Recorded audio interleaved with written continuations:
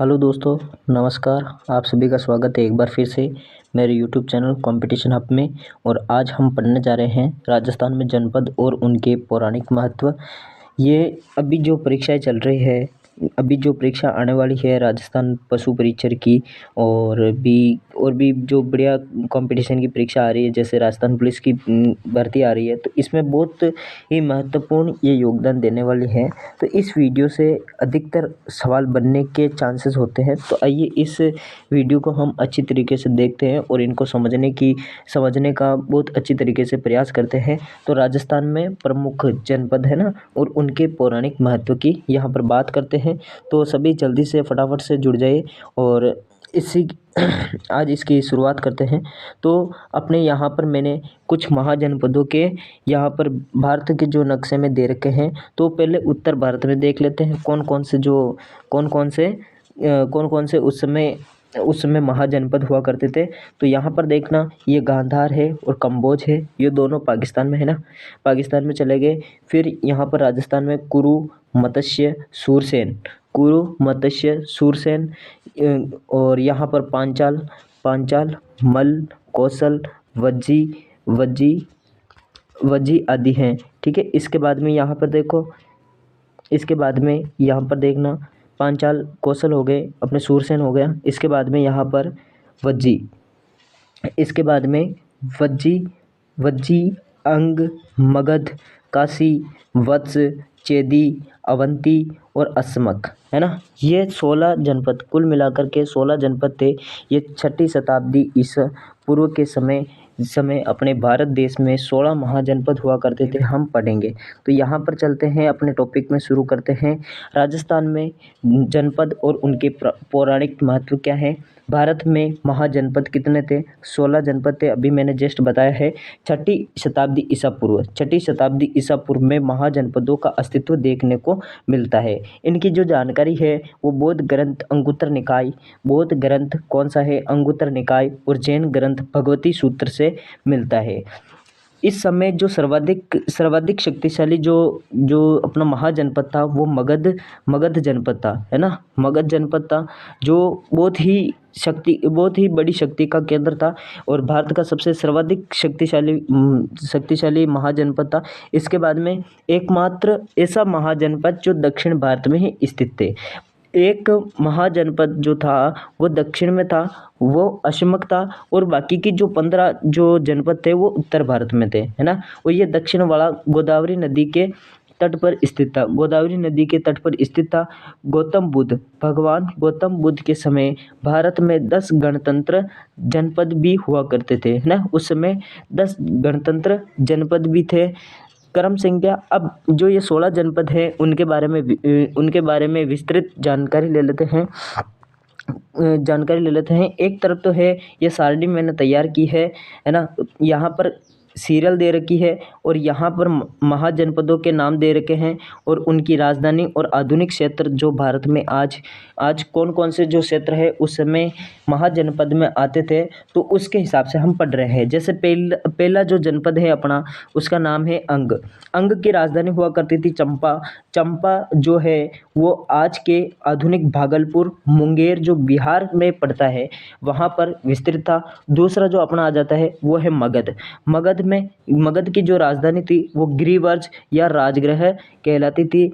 दक्षिण बिहार का जो आधुनिक क्षेत्र है वो मगध इसमें महाजनपद में आता था। इसके बाद में काशी की जो राजधानी थी वो वाराणसी थी। क्या थी? वाराणसी थी। और आसपास जो आधुनिक है ना, आधुनिक वाराणसी के आसपास का जो क्षेत्र है वो उसमें काशी महाजनपद के अंग हुआ करते थे। उसके बाद में वत्स चौथी आती है, अपने चौथा जो जनपद आता है उसका नाम होता है वत्स की राजधानी थी कौशाम्बी जो प्रयागराज इलाहाबाद वाला इलाका है, उस समय ये इसके अंतर्गत आता था। ठीक है। इसके बाद में पांचवा अपना आता है वज्जी की जो राजधानी है वो मिथिला मिलती है ना। दरभंगा और मुजफ्फरपुर ये भी जो अपना बिहार वाला एरिया है, दरभंगा और मुजफ्फरपुर वाला, वो प्राचीन समय में वज्जी महाजनपद के अंतर्गत आता था। ठीक है। उसके बाद में कौशल की जो राजधानी थी वो श्रावस्ती या अयोध्या हुआ करती थी। फैजाबाद जो अभी उत्तर प्रदेश में, वर्तमान उत्तर प्रदेश में है, तो ये सभी इलाके कौशल में आया करते थे। उसके बाद में सातवां जो है वो अवंती, सातवां जो अपना महाजनपद है उसका नाम है अवंती। अवंती की राजधानी उज्जैनी थी और दूसरी राजधानी महिष्मती थी। इसकी दो राजधानियाँ मालूम पड़ती है। पहली राजधानी उज्जैनी और दूसरी महिष्मती थी। और मालवा, जो पूरा मालवा वाला इलाका है मध्य प्रदेश का, वो पूरा अवंती महाजनपद में आता था, है ना। उसके बाद में आठवां आता है मल की जो राजधानी है वो कुशावती है ना, कुशावती थी। देवरिया उत्तर प्रदेश, जो देवरिया उत्तर प्रदेश वाला इलाका है वो मल महाजनपद का अंग था। इसके बाद में नवा अपने पांचाल, कौन सा है? पांचाल है अहिछत्रपुर, जो वर्तमान नागौर होता है ना, नागौर होता है। इसकी दो राजधानी थी और काम्पिल्य। ठीक है। इसकी बरेली, बदायूं और फर्रुखाबाद जो इलाका है ना, वो इसके अंदर पांचाल में आता था, है ना। पांचाल महाजनपद का अंग था। इसके बाद में 10वां है चेदी की राजधानी जो थी वो शक्तिमती थी। बुंदेलखंड उत्तर प्रदेश का इलाका चेदी अंग का हिस्सा था। ठीक है। चेदी महाजनपद का हिस्सा था। इसके बाद में कुरु महाजनपद, इंद्रप्रस्थ, हस्तिनापुर जो दिल्ली मेरठ हरियाणा, आधुनिक दिल्ली मेरठ हरियाणा वाला जो क्षेत्र है वो कुरु जनपद का हिस्सा हुआ करता था, है ना, कुरु जनपद का हिस्सा हुआ करता था। 12वां है मत्स्य महाजनपद, जिसकी राजधानी विराटनगर थी। और विराटनगर कहाँ है? जयपुर में। आधुनिक जयपुर वाला जो हिस्सा है वो विराटनगर जो मत्स्य महाजनपद के दौरान आता है। 13वां जो अपना महाजनपद है उसका नाम है कंबोज की राजधानी थी हाटक। राजौरी व हजारा जो क्षेत्र है वो इसके अंतर्गत आता है। फिर 14वां है सूरसेन की जो राजधानी थी वो मथुरा में है। और मथुरा कहाँ पर है? यूपी में। मथुरा व उसका आसपास का क्षेत्र सूरसेन का अंग माना जाता था। इसके बाद में 15वां है अशमक, पोटली या पोतन, है ना। इसकी राजधानी का नाम क्या है? पोटली या पोतन। गोदावरी नदी घाटी क्षेत्र, जो गोदावरी नदी का जो घाटी क्षेत्र है वो इसके अंतर्गत आता था। अशमक ही एकमात्र ऐसा महाजनपद है जो दक्षिण भारत में स्थित है। शेष सभी जो है वो उत्तर भारत में स्थित है, जिसमें से एक जो अपना है गांधार जो महाजनपद है, जिसकी राजधानी तक्षशिला है, वो रावलपिंडी और पेशावर है। और ये दोनों ही स्थान अभी वर्तमान में पाकिस्तान में है। तो ये इसमें से एक जो था वो अभी कहाँ चला गया? वो पाकिस्तान में चला गया। ठीक है। आगे बात समझ में। इसके बाद में हम नीचे चलते हैं और नीचे देखते हैं। इसके बाद आर्यों के भारत आगमन के बाद, है ना, आर्यों के भारत आगमन से भारत को आर्यावर्त के नाम से जाना जाने लगा, है ना। आर्यों के भारत आगमन से भारत को आर्यावर्त के नाम से जाने लगा। इस समय राजस्थान को ब्रह्मवृत के नाम से जाने लगा। ब्रह्मवृत जो नाम है वो ऋग्वेद कालीन नाम है। कौन सा नाम है? ऋग्वेद कालीन नाम है अपने राजस्थान का, जो हमने पिछली वीडियो में बहुत अच्छी तरीके से पढ़ा है।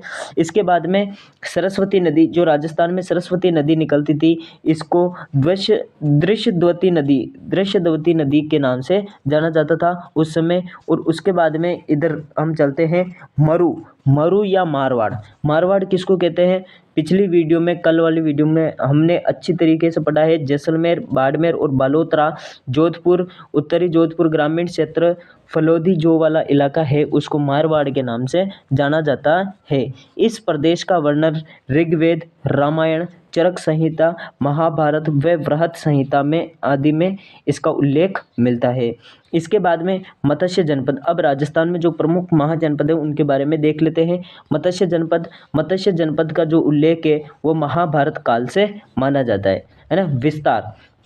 विस्तार इसका अलवर, करौली, भरतपुर, कोटपुतली, बहरोड, खैरतल, तिजारा, जयपुर का कुछ भाग इसके अंतर्गत आता है।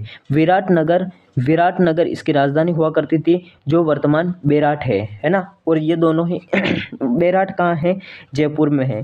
इसके बाद में आता है सूरसेन जनपद का जो विस्तार है वो भरतपुर, डीग, धौलपुर, करौली जिलों में है ना। इसकी राजधानी मथुरा थी, जो उत्तर प्रदेश में है। यहाँ पर यादव वंश का शासन था। किसका था? यादव वंश का शासन था। इसके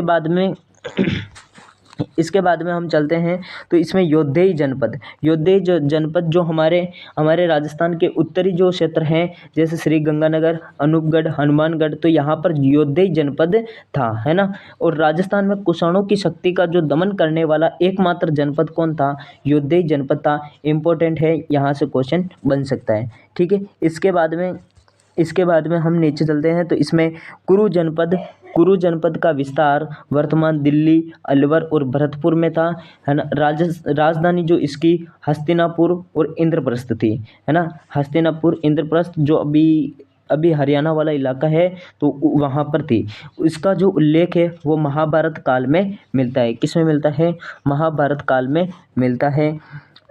अब इसके बाद में भारत में सिकंदर के आक्रमण के समय, है ना, सिकंदर का जो आक्रमण हुआ था उसके समय पंजाब, सिंध की जो जातियाँ थी वो राजस्थान में आकर बस गई, जैसे मालव, सिवी, अर्जुनैन आदि। तो उनके नाम पर भी जनपदों के नाम रखे गए हैं। तो इसके बारे में भी हम जानकारी ले लेते हैं। जैसे मालव जो जनपद है वो जयपुर व टोंक जिलों में विस्तृत है। इनके सबसे ज़्यादा सिक्के जो यहीं से प्राप्त हुए हैं। इनमें यही दो बातें इंपॉर्टेंट है और यही दो बातें हमको याद रखनी है। इसके बाद में अर्जुनैन